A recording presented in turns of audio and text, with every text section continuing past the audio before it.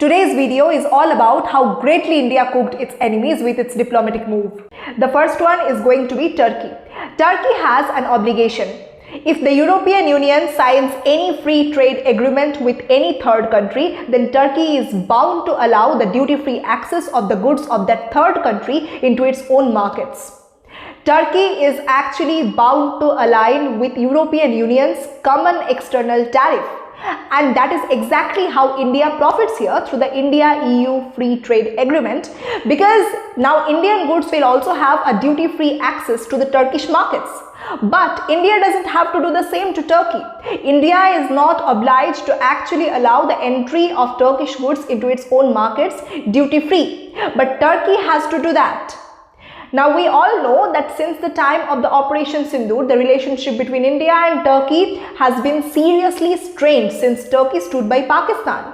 But now we can see that by signing the India-EU free trade agreement, India has actually made a profit despite having a strained relationship with Turkey. Number 2, Bangladesh. Earlier, India used to export about $36 to $37 billion of textile globally. And out of that, only $7 billion of textile used to go to the markets of the countries of the European Union.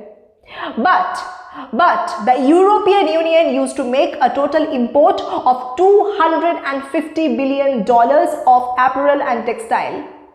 That is the exact point.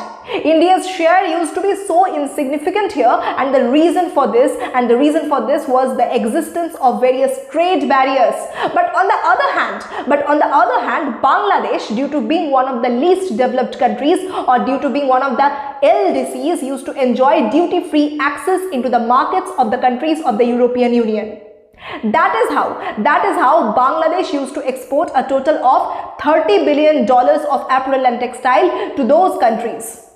But now, since India and the European Union have signed the free trade agreement, we will be able to see that India will soon emerge as one of the most prominent competitors of Bangladesh. And here comes the most exciting part. With the help of the India-EU free trade agreement, both India and European Union have cooked Donald Trump. Very prominently, we can see here that India has actually diversified its markets.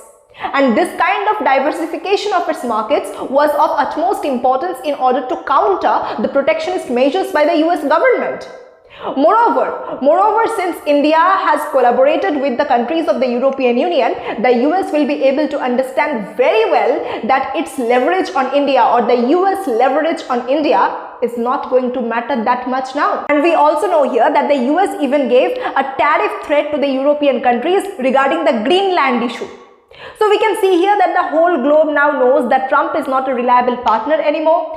So this kind of collaboration between the EU and India, this kind of diversification of markets can ensure that the US leverage does not matter that much.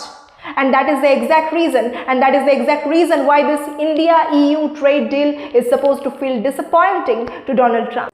Undoubtedly, this particular free trade agreement between India and the European Union is a big diplomatic win for both the parties.